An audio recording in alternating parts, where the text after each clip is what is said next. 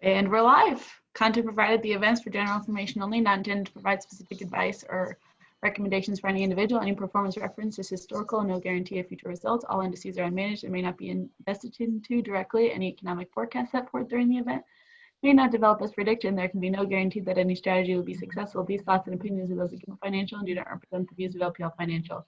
Securities offered through LPL Financial, member FINRA, SIPC. Investment advice offered through Gimbal Financial, a registered investment advisor, and specific or separate entity from LPL Financial. Good morning, everyone. Hello, Doug, Debbie, Heath. How's it going? Great. And for those of you who don't know Doug, he's got his name tag on, just in case you forgot. This morning I woke up early. A friend of ours, he had a little get together at his house with 50 guys, and it was really cool. Drove over to their house, and they were parking cars in the backyard and everything. It was pitch black outside, so it's a little darker these days in the mornings, but it was a fun start to the day. And I thought, oh, I left this on by mistake. I went by a coffee shop and people started saying, "Hey, Doug," and and I thought, well, heck, I'm just gonna leave this thing on all day and see what happens. What if your name was Bob? That'd be funny. Was that a Bob Newhart reference, or what was that? Oh, it's just like, what if his name wasn't Doug? Yeah, that would be funny. I will tell you the highlight of this morning, though, was this men's group took place at a pretty neat neighborhood in Westfield, and one of the guys told me that the neighborhood association just dropped 40 grand on a sign that says the name of the neighborhood. And so my friend who had the men's meeting, he had a big plywood board with "Retreat" spray painted on it in red, right next to the $40,000 sign. And so that just made my day. If you want to see a picture of that, I took one, and I could email it over to you. That is great. Beautiful. Well, I'm going to dive right into. We're going to mix up a little bit today. We're not going to talk about the markets right off the bat, but a cool thing that we've been doing for the last 24 hours is FedEx Day. And not to give anything away, but I might have made a little robot that can read the description for me at the beginning of these. Ooh. I'm kidding. No, but FedEx Day is, if I can recall, Mike Kinghorn might have introduced us to it. Hey, Mike. And it's a 24-hour event to spark innovation for the company that you work for. It's an opportunity to work on something that you would otherwise not be working on during your normal workday. And so I slayed all night long from 1 p.m. yesterday to 1 p.m. today. This is my only break. Is this webinar. I'm kidding again. But yeah, so at 1 p.m. today we'll be presenting the innovation that we have come up with. Creativity, and it can either help us in the office, our clients, which I think both of those can work intertwined. But what are your thoughts on this? What did you guys learn? It's still going. The clock is ticking. Yeah, it's still going. Yeah, I'm not sure who came up with this. The earliest article I can find is a group of consultants out of Australia, a technology firm, and they would start this day most of the time on a Thursday at 4 o'clock, and you'd have an idea in mind. You could collaborate with a team, you could do it individually, but the idea was just to stretch yourself and keep learning, and to take courage with a project that maybe you've always wanted to do or haven't had the time to do, and go for it. And so this is a popular thing. It has several other names, and one of my friends' businesses, they do a sprint week where they do stuff like this. But yeah, maybe you've been a part of it, or if you're sitting at home and you think, I wonder if I could do that. You could take 24 hours to do something courageous and new that, might benefit your family or your grandkids or your neighborhood. And could be a lot of fun, like just a great mental exercise for you to fire something up and learn. I think it's easier to do something like this for some personalities rather than others. If you're a task-oriented person, to get off task to do something that's more floating around and not as specific, sometimes a little harder challenge to do, but it's good for your both sides of your brain, I suppose. Amen. I'm one of those. You task My oriented? brain is exhausted right now. I also hit that point yesterday, Deb. You're not alone. You're not alone. Okay, good. The company that you mentioned, Doug, they're publicly traded, and guess what their stock symbol is? Any guessers? Anybody? Anybody at all? The FDX? Is that right? No, that's FedEx Day. That's FedEx, yeah. What company did I mention? The Australian one. Oh, no, I don't know this. Yeah. Yeah. Securities mentioned on this podcast are not those recommended for purchase or sell. They're just a discussion. So if you didn't read the disclaimers earlier, do not buy anything we mentioned. Talk to your financial advisor. Yeah, its symbol is TEAM, T-E-A-M. Right on. That's Wow. awesome. Yeah. Yeah. Very interesting. Yeah, right on. They have a nice presence. Are any of you guys spilling any of your beans now of what your tasks were? Or are you going to wait till next week to share? I can share a little bit about mine. What I'm working on deals with communication, and it could be communication for clients. It could be communication internally or just even personal. I think one of the things that Gimbal has done well is, Keith is a very consistent personality, and when he starts something, it's always, he does it consistently. And so I was dreaming up a way to think through how could we modernize some of that, or what are some things that we could do to even spice it up or add personal touches to consistent communication. So that's what I'm working on, and I'm real excited to share it with you guys. Looking forward to it. That idea of innovation and change, because I think I've constantly encouraged you all that whatever we are doing is not necessarily the right thing to do or the right way to do it. It's just how we started doing it, and it's generally not a good sign for longevity to keep doing things the way you used to do it, because it was not invented here or something else that the engineers like to say.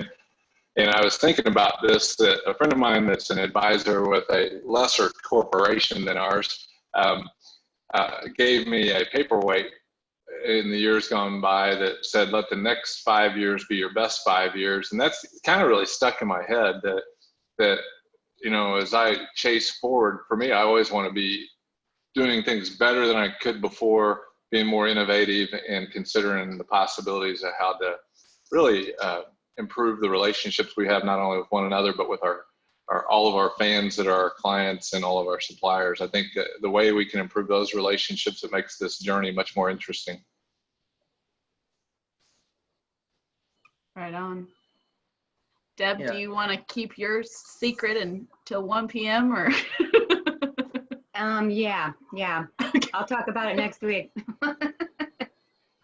Yeah, I had this good friend of mine. He passed away a little over a year ago, and maybe I've talked about him on this show. I can't remember. His name was Chuck.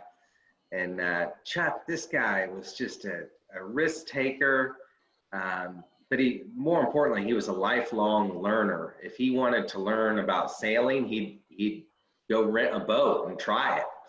And one of the things that he told me before he passed away is keep learning. And so I think, let your next 5 be your best 5. Whatever your vision is, just keep learning. And that's something that I've always just enjoyed. I've never been the best student. I'm not the smartest guy in the room, but we can all keep learning. And I'd like to share one of the things I'm working on and learning right now. This is not for FedEx Day, but that this is something that I feel like we've been doing in our culture for quite a while. It's just kind of challenging, why invest in certain things? Why take risk at all?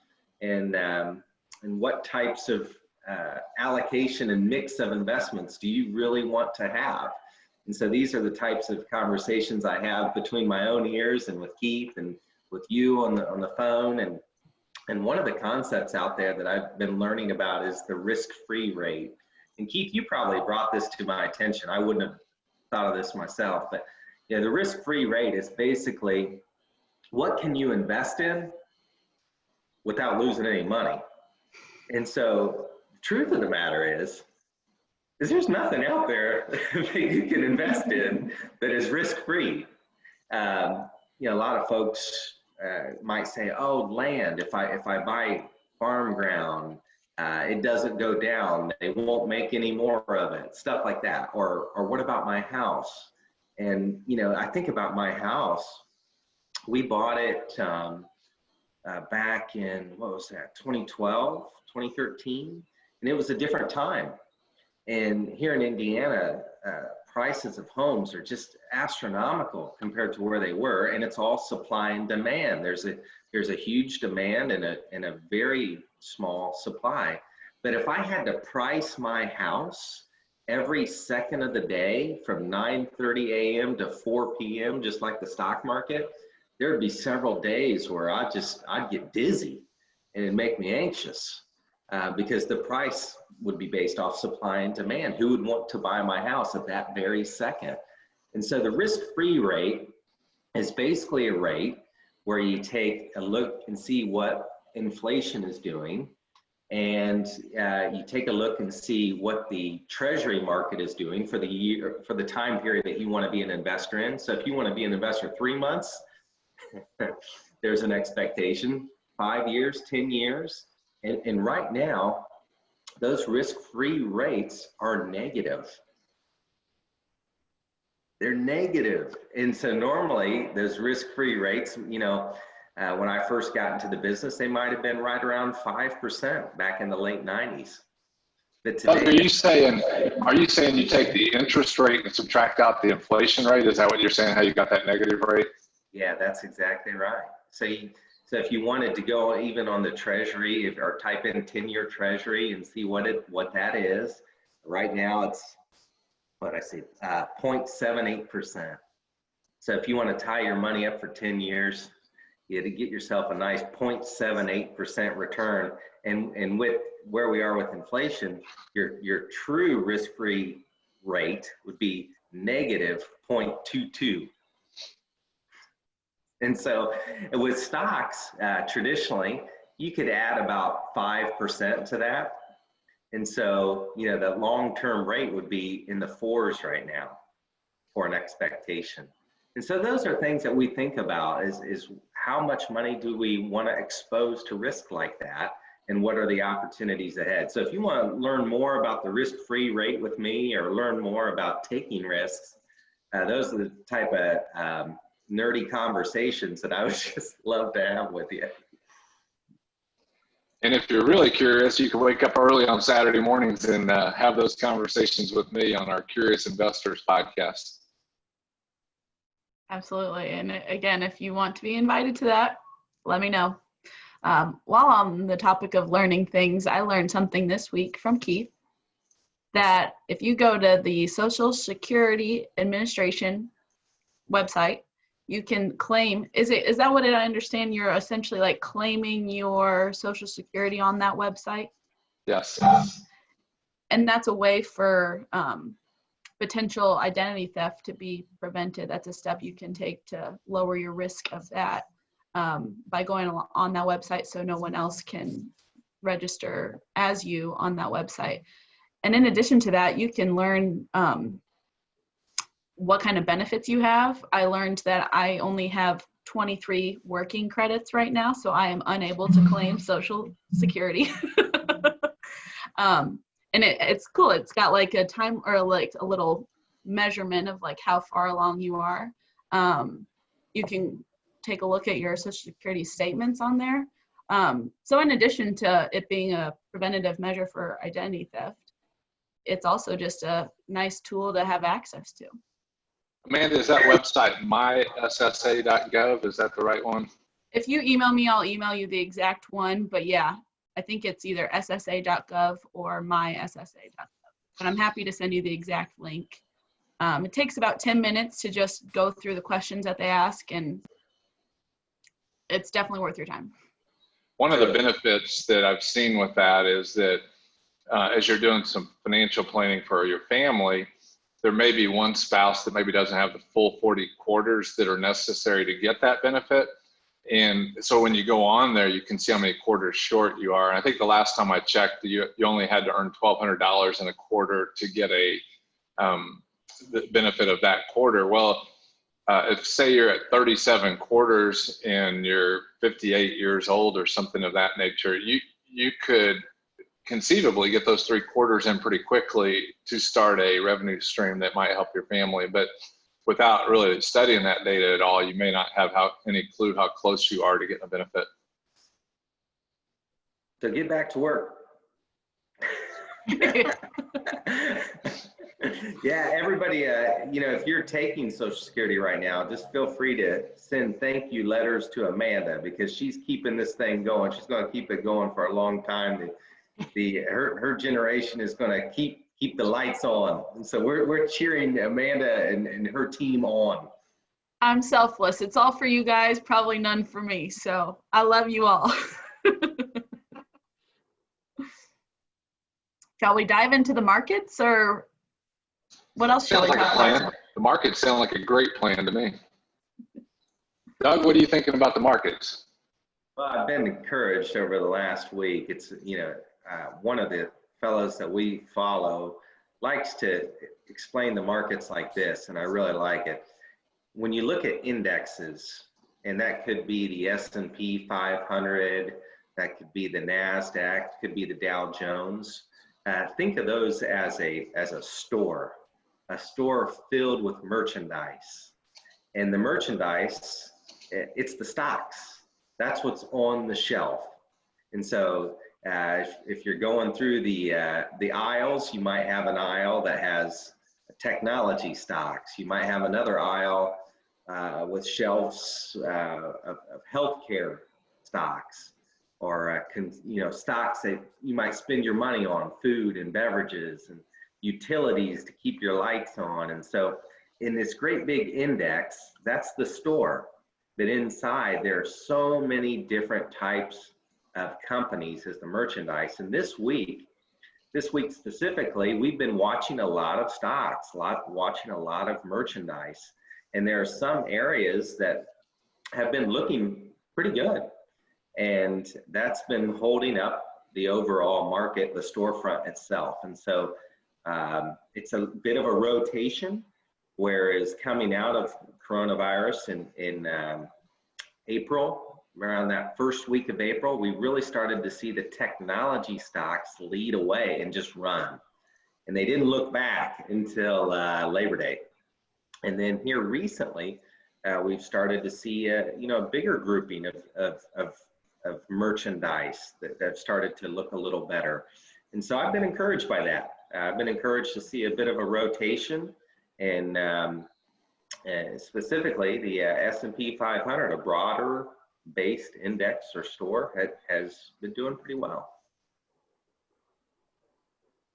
I've noticed even a different sector than that, where the money has been shifting. That's really intrigued me is the mid-sized companies and the small companies. Those stocks, even prior to March, were really struggling, and they've really started to show some strength that I don't even know that we saw towards the end of last year. So those companies are starting to get some cheerleaders out there in the form of dollars chasing after them, which makes a lot of sense to really take those into consideration. And so I don't know how everybody's going to think about this, because there's definitely a wall of worry out there right now. There's so much anxiety in our culture. I don't remember any time in recent history where I sense people are as anxious as they are today. And usually that's when the stock market does pretty well is when there's just a lot of anxiety. And so it's kind of counterintuitive to be excited about something when you see all the shenanigans that are going on around the world. Yeah, and again, that leads, towards a couple different thoughts of thinking, and really the market is just taking opportunity of it. It's not being overly optimistic. It's just saying there's some real opportunity here and some logic behind it, some analysis why some of these stocks might be making the turn. I noticed that even in the utility index, there's been several companies that have started to look a little better. That's not a healthy place to be overall right now. If you look at that chart, it just hasn't done much of anything. It hit the low like everything else did in March, and then kind of went sideways for a while. But some of the leaders, some of the merchandise in that big group of index has started to turn, and that's been really encouraging to see. And I think Keith has mentioned this before. With the big utilities these days, several are making great investments in renewable energies. And so, the solar companies have just been taken off like a rocket here recently. And so those types of companies may be the innovators, or they may be the revenue generators for even a kind of a boring or dull group of stocks. Yeah, I'm grabbing dinner tomorrow night at a not a random restaurant, a restaurant that only opens by appointment. And it's in Terre Haute, Indiana, for all you old timers that have heard of that word. But I went and looked at the reviews of it, and it had out of a 5 scale, it had a 4.5 rating. So I just thought, well, I've heard good things, so I'm going to read through it. And basically, 95% of the ratings were 5, and 5% of them were 1. There was nobody in between. It was just they either loved it or they hated it.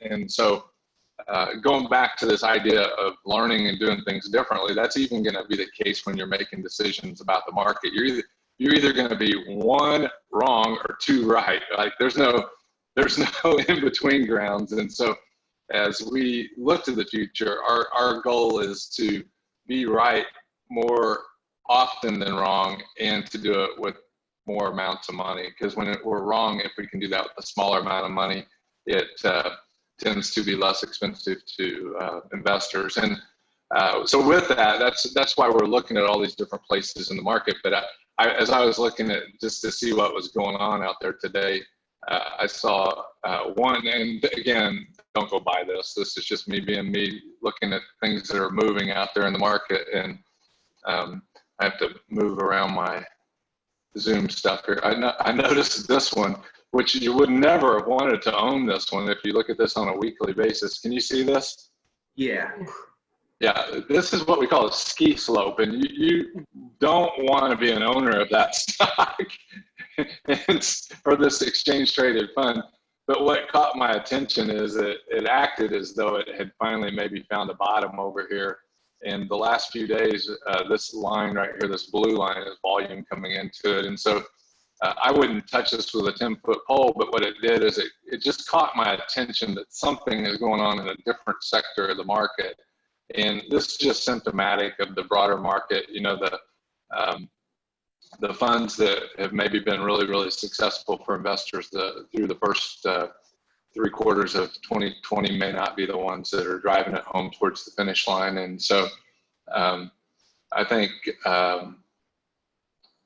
this is the Puff, the Magic Dragon, the ETF is what I'd call this one, but that's a whole separate issue. But hey, stay on that for a second, Keith. And this is a good time to just go through again. And when you look to the right of this chart and down, if you could put your arrow on the volume. Right here. Yeah, what that is, again, that is basically demand for the stock. And so the demand for the stock has been good. It's blue because they've been buyers, and they've been coming in very strong. And that's an exaggeration of anything else that we'll see out there. That type of demand is just unbelievable. And so yeah. I was going to show you what supply looks like real quick too. Give me a second, yeah. Doug. Yeah. And so the supply of the stock is really important because there's bid and ask price. There's a price that the sellers really want to get for their shares, and that price narrows down. And when that supply, that price does, that means that there's less sellers out there saying that they want that higher price. And so there's a demand for this stock that's coming, and there's just not as much supply of it to give. Yeah. So if you look at this is the exact same ETF, but it goes back a year ago, and this 5.2 million shares traded this day, and essentially when there's a stock being bought and sold, there's supply and demand. There's somebody that's selling it, there's the supply, and somebody buying it, that's the demand. This one would represent more, even though it's blue here, it would actually be more of supply, because if I could go in and blow this up, it actually ended up lower at the lower level of the day. It was an up day, but all the sellers came in when it hit this 45.40 and pushed it down. But if you look down here at the bottom, the majority of this volume over the next 9 months from that day was red. You can kind of just really clearly see it. And so there's buyers and sellers on each of those, but a red day is a down day and a blue day is an up day. And that's what happened, is the supply came to the market there, and it just kept coming. You can just see it's just red, red, red, red, red. And it's, but I don't know if this is a shift in this one or not, but it's just saying there was something interesting going on there. And I would definitely not touch this with my own money or your money. It was just an observation when I was looking to see what was going on around the world. You had asked me to talk about this, and I know we're running out of time, so I'll pop this up. And the VIX we've talked about from time to time just shows the volatility in the market. Volatility means the up and downs that are going on in the marketplace. And all of last year, if you can see this, this thing probably, if I draw a line right there in the middle of it, averaged about 15 or 16. I don't know if you can see this red line going across here. Let me just draw it. If you just draw this line right here, the VIX last year, the midpoint of that was right here about 15. And then if we just say, where has this volatility been for, this is January here, 2020, it's probably been right about here, maybe in here somewhere. This would be about where, so it's been in the 35 to 45 range, and today we're at 25. So the market is settling down a bit, but it's still much more aggressive in its ups and downs than it was even a year ago. And so with all the optimism we have, there's definitely a lot of caution that's necessary as we're looking at the markets. Yeah, thanks for that. That's one of my favorite parts of the week, is going over the markets with everybody here. It's really, it's an amazing thing to watch it from time to time. This year has been like no other. So thanks for hanging in there with us on that. I'm looking forward to see you guys and see what you have in mind on your FedEx day. And if any of you guys at home decide to do a FedEx challenge for your family or your neighborhood or your business, feel free to reach out to us. We've been doing these for a number of years now, and we've got some experience. I don't know if our advice would be any good on it, but we've got some experience where we could tell you some stories.